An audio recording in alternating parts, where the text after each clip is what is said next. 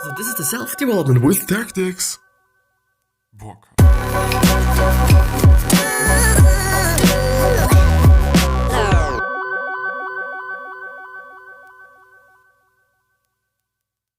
This one's going to be again about the cognitive behavioral therapy, and it's going to be good. It's going to be great, and I'm looking forward to it. And as always, more after the intro. Maybe I should script the intros, but maybe even not. I don't know. But yeah, with that being said, hello, welcome back to the next episode of the Self-Development with Tactics fucking podcast. And I'm pretty fucking pumped to go through this episode or to record this episode, even though I wasn't as pumped for the particular content that I'm going to go through just right now. But yeah, it is what it is. I think it still might help somebody, which is kind of the... besides me being interested in this whole topic, it is also one reason why I'm actually going through it, because I believe that it might help somebody, or it might just get somebody to just get some professional help, which is definitely something pretty good. If you actually recognize yourself, or if you're actually seeing it yourself, that you need some professional help. But yeah, before I even start this episode, I do just have to point out that this particular episode is also available as a podcast, which means that you can listen to it, which means that it is a way more effective and efficient way. Effective, maybe not so really, but definitely a way more efficient way to consume this episode, because you can do something simultaneously. You could be walking your dog, you could be cooking, you could be tidying up your room, you could be doing so many things while you're listening to this, and this is just way more effective than sitting here for 30 to 50 or maybe even 60 minutes. I don't know what today's episode is going to be like or how long it's going to be. It is just way more effective than sitting here for just a reasonable amount of time and staring at your screen. This is just really ineffective, even though, this is just the way some people learn. Some people learn through listening to things, and some people are really unable to learn something through listening to it. And therefore, I'm actually having both. You can choose what you like more and what you like more to learn. So choose. All the links should be down in the description, and also all the links should be down in the show notes if you're on the podcast, but you would really like to see me talking and see my face and see my emotions and all those things that might be relevant for you. But yeah, let's see. The ABC model. This is where we stopped yesterday, actually. I do kind of feel like that my blanket that I'm having here is somehow wet. I don't know why I'm having this feeling. It could also just be, are you also having some problems with deciding sometimes when something, or if something is either a little bit wet or if it is just cold? Because sometimes it just feels a little bit wet for me. I don't know if this is just some struggle that only I'm having, but it wouldn't particularly be nice, if it was a little bit wet, or if it is a little bit wet. Not really good for all the technical things that I'm having here. But yeah, the ABC model. A major aid in cognitive therapy is what Albert Ellis, 1957, called the ABC technique of irrational beliefs. The first 3 steps analyze the process by which a person has developed irrational beliefs and may be recorded in a 3-column table. So irrational beliefs are beliefs that are just not really true or just not rational, which means that people are basically processing information a wrong way or in a faulty way, basically. This is what happens when somebody has or somebody is receiving the reality in a different way. The problem is, how do you tell somebody that their reality is not the real reality? And who actually says that this reality is the real reality? So it is definitely something that's pretty complicated. And at my point of view, and I do think that this is actually the thing that cognitive behavioral therapy is doing, is that people have to recognize it themselves. If you tell them, okay, my reality is the right one and yours is not, I don't know if they are going to believe in you. I would actually think that they don't believe in you, because they also know, okay, what is really the right reality? Because it could also be the case that your reality as a therapist or as somebody that is telling somebody that their reality is not right, that your reality is also not particularly right or is just not right. Therefore, it is a really complicated thing at my point of view, just at my point of view or in my point of view. So step A from the ABC model is activating events. The second one is belief, and the third one is consequences. A, activating event or objective situation. The first column recalls the objective situation, that is an event that ultimately leads to some type of high emotional response or negative dysfunctional thinking. So because I actually was talking about it in the last episode as well, a little bit, I was actually assuming that it is any event, but it is really important to point out that it is an event that ultimately leads to some type of high emotional response or negative dysfunctional thinking. So it's probably going to be something that's, I do not want to say severe, because it doesn't necessarily have to be severe, but it's definitely going to be something that's maybe abnormal and something that's hopefully not going to happen every day, maybe, unless you're having some anxiety in terms of, social anxiety and those things. Then it might actually be the case that you're having those responses or those events every single day. And I assume that this is definitely something that can freak you out. If it is actually the case that you're having some social anxieties, in particular situations and or scenarios, and then just freaking out a lot of times during the day, I guess it's just exhausting, to be honest. Like, if I'm just thinking about it, it must really be exhausting. Fuck yeah. B is their beliefs, or the beliefs. In the second column, or their beliefs actually, in the second column, the client writes down the negative thoughts that occurred to them. So first of all, you have to write down an event. Then you're going to have the beliefs and or the things that you thought about in this particular moment or after this particular moment. And C is the consequence, which I assume are like the emotions you feel. The third column is for the negative feelings and dysfunctional behaviors that ensued. The negative thoughts of the second column are seen as a connection bridge between the situation and the distressing feelings. The third column, C, is next explained by describing emotions or negative thoughts that the client thinks are caused by A, so by the event. This could be anger, sorrow, anxiety, and all those things. I gotta have to close down Photoshop and maybe even other software that I'm having open here, because I'm a little bit afraid that the whole thing is going to crash and the whole recording is fucked, because this is something that I do not particularly like, as you could think of as well. But yeah. Ellis believes that it is not the activating event A that causes negative emotional and behavioral consequences C, but rather that a person interprets these events unrealistically and therefore has an irrational belief system. B, that helps cause the consequences C.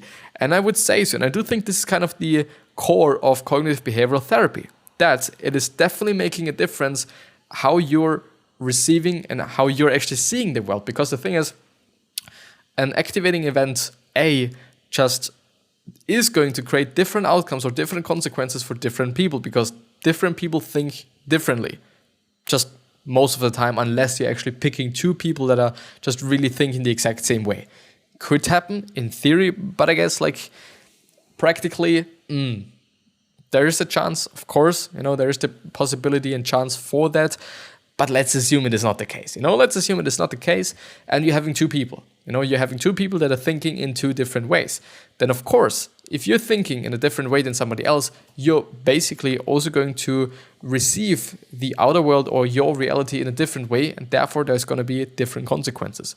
But for example, if you're just only seeing the negative in the world, of course, the consequences are going to be feeling bad, because this activating event A leads to a belief B that is negative, so the belief is negative, and this negative belief is, of course, going to lead to not feeling particularly well.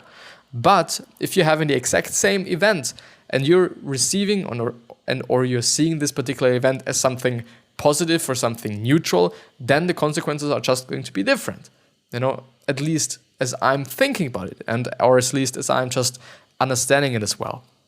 And also by experience, we all think in different ways, and we all see things differently most often. Of course, as I said, there's going to be some, there is the chance that there is actually the case that people are going to see the world in the exact same way, because, I don't know, if we're talking about events, and they can either be positive, negative, or neutral, then of course there's going to be just some people that are seeing it as something negative, and some people that are seeing it as something positive, and some people that are going to see it as something neutral. But still, we all receive the world in a little bit of a different way. It comes up to the example, of course, but yeah. And there's a little kind of a picture.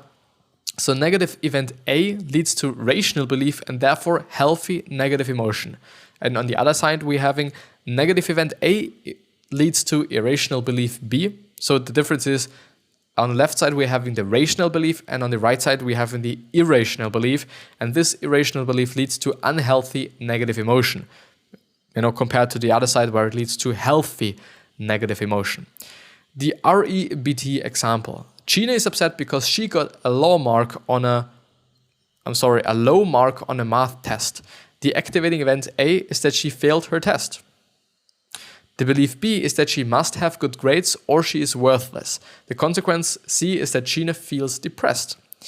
After irrational beliefs have been identified, the therapist will often work with the client in challenging the negative thoughts on the basis of evidence from the client's experience by reframing it, meaning to reinterpret it in a more realistic light, which means that you're going to take the belief section B, or the B out of the ABC model, and you're going to reframe it, and you're going to just set it or put it into a different light, because the thing is, and this is also something that, for example, Viktor Frankl was also talking about in his, I do not know if it was in his book, Man's Search for Meaning, because he was actually writing not only Man's Search for Meaning, but also, I think, 4 or 5 other books. So actually he wrote quite a lot of books, to be honest. I didn't know that and until I actually looked it up.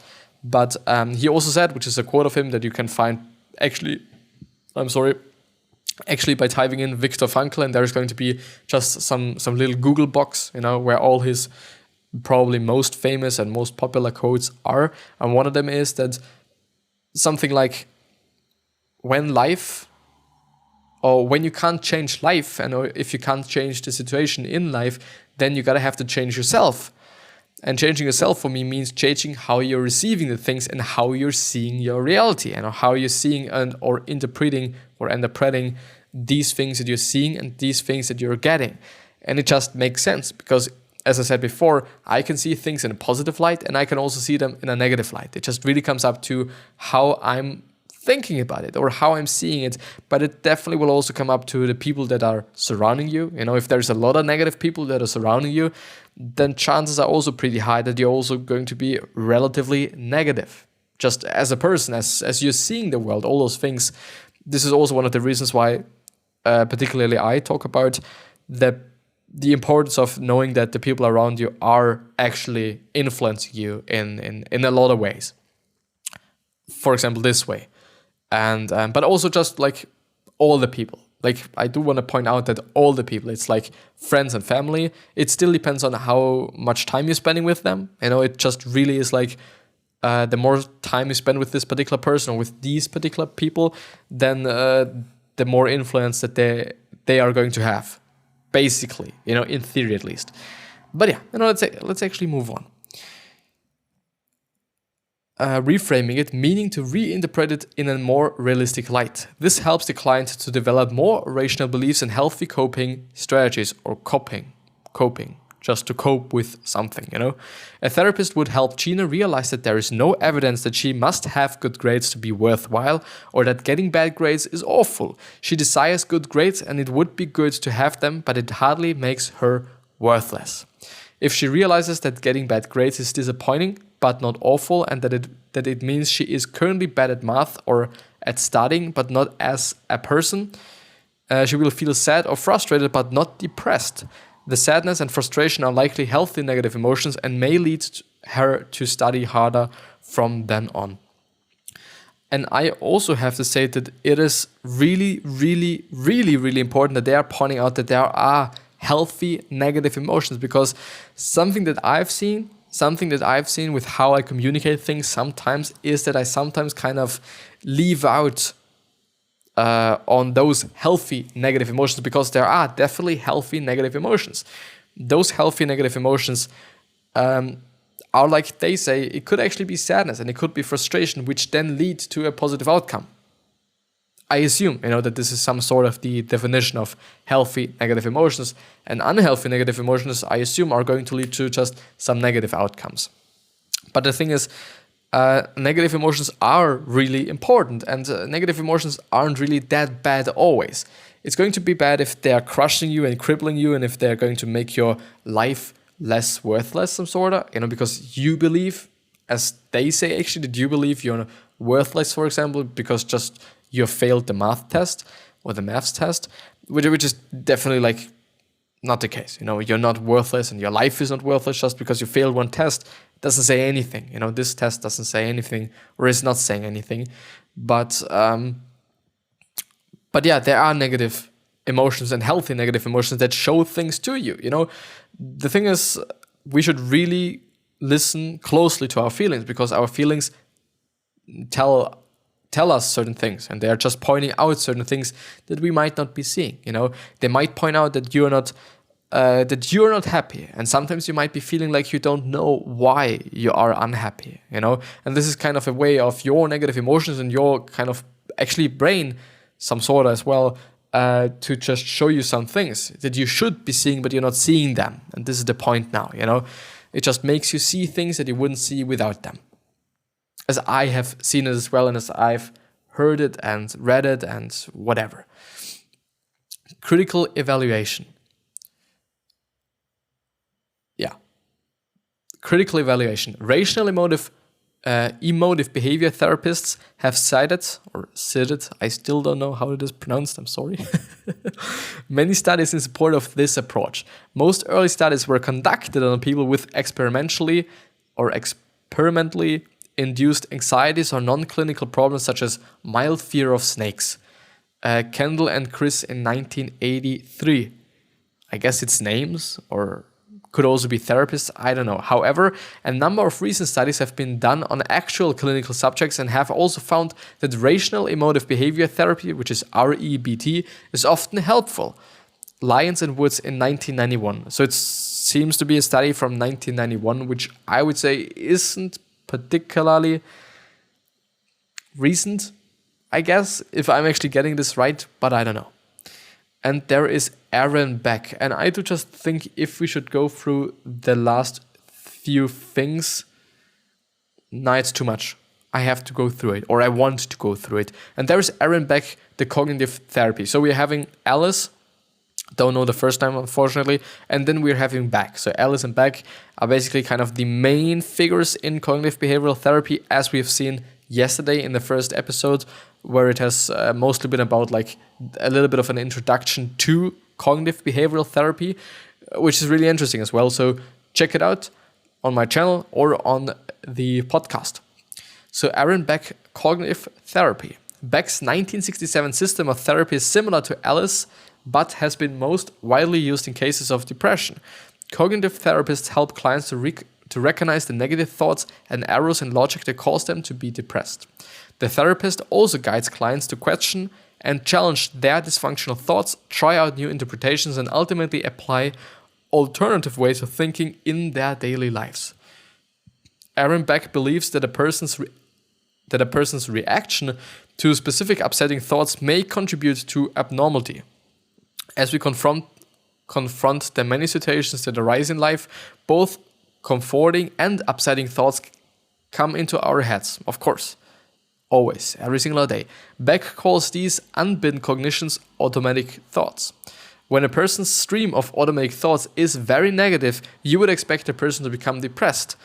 I'm never going to get this essay finished. My girlfriend fancies my best friend. I'm getting fat. I have no money. My parents hate me. Have you ever felt like this? ? Which is, I guess, a note from the author of this particular blog article. Quite often these... Is it quite or quit? Either one of those things. It's either quite or quit. Often these negative thoughts will persist even in the face of contrary evidence. Beck, 1967, identified 3 mechanisms that he thought were responsible for depression. And I would actually say that it is a particularly common thing, I guess, as I would actually frame it right now. Maybe I think it is not such a rare thing. I guess that you might also just know a person that is only seeing the negative in every single situation. And of course, this is not something that's particularly happy, unless you can actually see that this person is happy from time to time or in certain situations. Then I wouldn't necessarily say that it is too bad. But, if you clearly see that a person is kind of depressed or just not feeling good, it might just be due to them always being negative and always seeing things in a negative light and always just perceiving all the events that they are in or that they are just interacting with as something negative. Obviously, or maybe not that obviously, something bad or negative. Haha. But yeah. Let's see. So the first thing is the cognitive triad or negative automatic thinking. And I do think that actually the cognitive triad is actually a pretty important thing to point out. That there is some negative automatic thinking or some negative automatic thoughts that we are having that are negative and that are not good. Those things. The second one is negative self-schemes or schemes. And the third one is errors in logic, for example, faulty information processing. And we're going to talk about those three things in the next episode, or maybe just two of them. No, I think I should be able to finish up with this one the next time. I at least hope, I at least assume, should be fine. But yeah, just because we have been able to not really finish up, but go ahead with this one, we are going ahead with another Quora question. I do really hope that I'm going to be able to find something that's interesting to you and also me, and something to just go through. Are real people monitoring social media? Are real people monitoring social media? I don't know. It would also be just really interesting to know what real people are, in the mind of this particular person that wrote this question. What's your advice for those who are struggling now? That everything is temporary. Everything is indeed temporary. Still, the thing is, I often talk about certain things, and I wouldn't necessarily say that I'm always happy, that I'm always feeling good, just because I know things and just because I have seen things and I've also experienced things. Because the thing is, we all know things. We all know that being negative all the time might not be something that's probably pretty good. We all know that everything is temporary, but the thing is, we often either don't act on it or we kind of forget about it and we kind of just are in our negative space and we are kind of unable to just see those things at this particular moment. But everything is temporary. Like, this is the bottom line. Everything is temporary and everything is going to just go by, whether it be something positive and or negative. And therefore, if you're just really happy at this point in time, really enjoy it. Really enjoy the happiness that you're feeling and really enjoy what you're feeling, because probably, I don't know, maybe in 3 weeks, I do really hope not, you're not going to be happy any longer. Maybe there is something that makes you unhappy. Maybe there is something that even makes you sad. So please, please, please stay grateful for just feeling good at this point in time. And also for all the people that are struggling but are still living in a first world country, like, yeah, we are really, really, really fortunate that we are able to live in such highly developed countries and that we are able to just get education, have our own lives, move out, because then we're going to just work and earn our own money. So it's basically a dream for a lot of people. It is a dream for a lot of people on this fucking planet, what a lot of people are not really kind of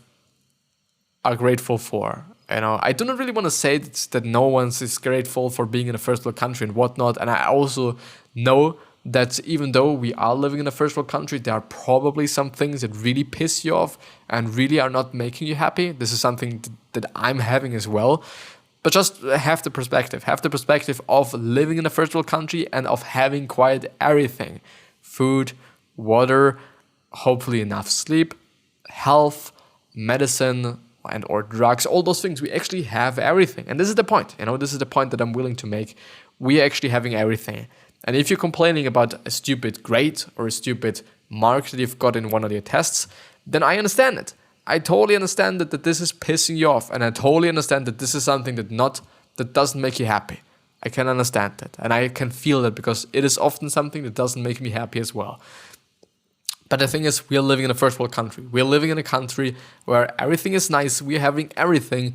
And I particularly assume if you're able to just watch this video, then you're also in just pretty good, you are in a pretty good environment. I at least hope. And if not, just make the environment as positive and as good as you're able to do it yourself. I know we all have parents and we can't do anything about it sometimes, but we can limit the time with people that are not really good for us and that are really negative and all those things. And we can increase the time we're spending with people that are really positive and that are just, that they're these people that are bringing out the really positive out of us. But this was today's question. And now we're going further to the news and see if there's some tech stuff or science stuff that might be relatively interesting. I do hope that there's not going to be about Pixel 4 and whatnot. And now I'm seeing it. Pixel 4 versus Galaxy Note 10, biggest letdowns and best killer features. I've actually yesterday looked at a video or watched a video from Marcus Brownlee. Nearly choked here. Marcus Brownlee, his content is great. His content is really great. And I gotta have to say that the Pixel 4 is kind of okay, I guess. And I do just really have to say that there is something really, really interesting to see. That's first of all the iPhone 11, which of course is a really good phone, but of course they also were able to do something or just a little bit more with it. Like, of course, we're now having 3 cameras and we're now having some other features and some other improvements, but it basically looks the same and a lot of things are the same. Software is evolving, obviously, and it will hopefully. But in terms of the hardware, there's not so many new things. And it might just be a letdown for quite some people. But the funny thing is, it is also the exact same case for the Pixel 4. Like, we're having the 90 Hz refresh rate screen, which is something nice, I assume, even though it just also includes some higher battery consumption, as far as I know at least. Then we are only having 2 cameras, like a telephoto and a normal one. They work fine, they are great, and they're probably going to be really great once the software is on top of its game. But I like the design. I do think that the design of the new Google phones is quite good. It is not a lot of new things at this point in time. Maybe there is going to be improvements with software and new features with software, which could definitely be the case. But it is fine. 2 cameras. But something that really was irritating for me was the fact that we're still having the Pi, I guess it is called, on the back of the phone, where the cameras are, those 2 cameras, the laser sensor and the light. And normally people are using this as well as the iPhones were using it, or Apple was using it for the iPhone, because they had 3 cameras and because you need the space for 3 cameras. But they are not having 3 cameras. They are merely having quote unquote, having 2 cameras, a flash, and also the laser sensor. So I don't know why then. I don't know why they are actually having those this big Pi on the back of the phone. But maybe we can see something else. IKEA's furniture small blinds start to arrive in the US, but only in retail stores. That's nice. Best Surface Pro 6 deals yet offer savings of up to $600 on Microsoft's 2018 tablet. Apple AirPods 3 release could be coming soon, reporters say from The Insider, which is from an hour ago. Downscaling, upscaling, same scaling, porting to Switch and underpowered consoles. It's gonna be, I think, kind of work to do. If you're trying to port your game to another low power or underpowered console. Fortnite Chapter 2, something that we've seen yesterday as well. I've seen Xbox get Xbox new Elite controller early from Taco Bell. Samsung warning, Galaxy S10 and Note 10 owners should remove their screen protectors now, because of certain reasons. Let's actually see what the Pixel 4 versus the Galaxy Note 10, what CNET, is saying there. Something that I'm seeing right now is that they're not having an optimized or responsive website design, something that I do not really like to see. The Note 10 is far easier on the eye. There's no way around it. The Pixel 4 looks like a brick. What the fuck? Like a brick compared to the slick Note 10. Google's phone lacks a fancy design. I wouldn't necessarily say so because it's really minimalistic, and this is just how design is at this point in time. Like, I think it's looking pretty great, even though, like, yeah, it might look a little bit plasticky, but it could also just be like, yeah, I do not like the, yeah, I do have to say that the Galaxy 10 or the Note 10 is looking pretty slick. Like, I don't know, it's looking pretty future-like, I gotta have to say. Like, it's cool. It's cool. I gotta have to say, it's cool. Some Pixel 4 gesture controls fall into gimmick territory. At this point in time, yes. You know, because they're just having an ray sensor, or was it? What is it called? I don't know. I think it was the ray sensor, something like that. And it is there so that you're able to just make some gestures and to use your phone via gestures. At this point in time, it's not that good, but I think it's going to get better through testing out things, through new algorithms, through just new software in general. But yeah, I do believe that this is just going to be the end of the episode. We went through a lot of things today, and this episode has just been pretty fucking great. I really have to say that. Like, it's been one of the episodes that I'm really happy to share. You know, because sometimes in the episodes when I'm not really able to talk, then it's fucked up. And when the episode is like boring, then it is also fucked up. I do not like to share the episode then. You know, at least not that much. Some sorta. But yeah, I wish you the best health, of happiness, and also success. And I also hope that you're going to remind yourself, and you're going to be remembered, because this is good. You know, because we can totally change our legacy and also manipulate or stimulate our legacy by just being a nice person, then being remembered as a nice person. In theory, at least, you know, because practically it might be the case that you are a nice person, but just people are gonna hate you.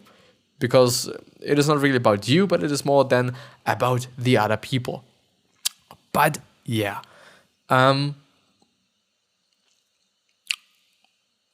Also, 3 other questions that I hope that you're going to ask yourself are: why are you here? What are you trying to change? And what is bothering you the most? And those 3 questions are hopefully going to show you your purpose and maybe even some business ideas. You know, because often companies started out with solving some things that really pissed them off. And yeah, with that being said, I'll see you the next time, hopefully. So please subscribe, you know, to the YouTube channel and also to the podcast.